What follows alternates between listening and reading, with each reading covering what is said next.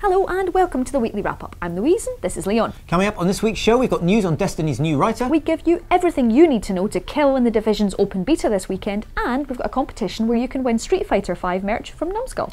Why am I Chun-Li again? Because you were feeling a little blue earlier. Right, okay. But first, what's up, Bethesda? You want the rest of my life?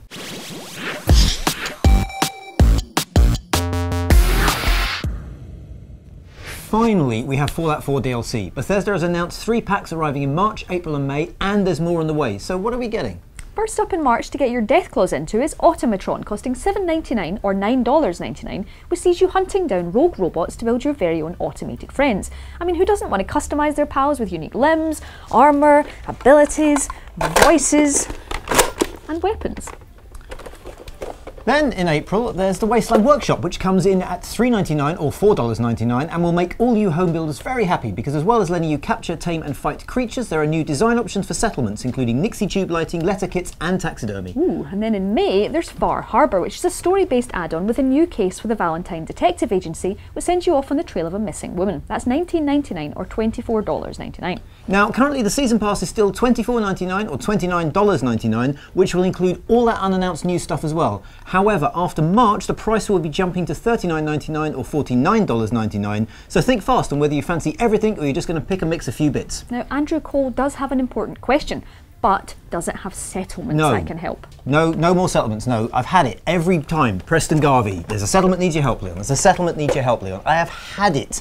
Shh, to the best bit. In other news, the boss of GameStop revealed in a business interview that the company will be launching Sony's PlayStation VR in autumn. Hideo Kojima and Walking Dead and ex-Silent Hills to be star Norman Reedus have met up and are teasing working together once again. And it seems that despite announcing that Sony was bringing back Crash Bandicoot, the head of NECA Toys apparently saw a fan-made image and got the wrong end of the orange marsupial stick. Now, it's not been known for its story so far. You awoke in the hive! What? Nothing. It's fine. It's not been known for its story so far, but Bungie clearly has big plans for the newly announced Destiny 2 or even the larger expansion due later this year with its latest hire. New writer Christopher Schlerf has been working at BioWare on Mass Effect Andromeda, and before that he was lead writer on Halo 4 at 343 Industries. The man clearly likes his space. Well, that's good. I'm sure they've given him his own desk and... oh, come on. New Bungie boss Pete Parsons is clearly shaking up some things to prove that his main focus is the future of Destiny. A new writer could bring in some much needed fresh blood and new ideas to invigorate the story. It's always been a bone of contention as it was rumoured that Bungie scrapped the planned storyline pretty late in development. That wasn't exactly the happily ever after we were looking for, but maybe it's not too late. Is a story shake up and new talent enough for you lot? It certainly isn't for Peter Hunter on GamesRadar, who says, "My friends and I all quit Destiny recently. We won't be buying any more DLC and I highly doubt I can trust Bungie again to buy Destiny 2 when it's released. It's a shame because the game is fun, but there's too many major issues with the way DLC is released." How do you feel about Destiny now? What would bring you back? Let us know on Twitter at GamesRadar or at shiny_demon. Or at Leon Hurley. The Division's beta is back, and this time it's open, meaning everyone can jump into a diseased New York and betray their friends for a really cool bobble hat. Yoink.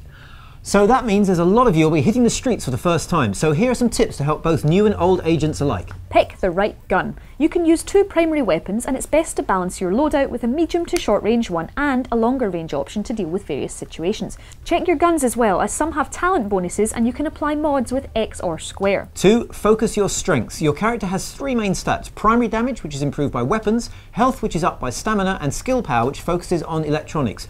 All are influenced by your gear, so swap it around to boost the skills you're most interested in. Number 3. Finger on the pulse. You'll have 1 skill slot at the start of the beta, which you should use for pulse. That scans the area around you, highlighting any enemies. Later you'll unlock a second slot that's best used for the sticky bomb for an extra offensive edge. Number 4. Don't be colourblind. When shooting enemies, the colour of the numbers falling off them tell you what damage you're doing. White is a standard hit, blue means you're hitting armour, orange is a critical, and red is a headshot. Items are also coded by quality, so worn is grey, standard is green, specialised is blue, superior is purple, and high end is yellow. So there you go. Safe travels, and remember, trust no one in the dark zone this weekend. Oh, and don't worry, it won't be one that Leon has actually worn, but if you want to be in with a chance to win one of Numskull's Street Fighter V hoodies or t-shirts, simply tweet at GamesRadar with the hashtag SFNumskull and tell us how old Chun-Li is. The winners will be picked at random and will get 1 piece of merch from the Street Fighter line. That's us for this week. Goodbye. Bye.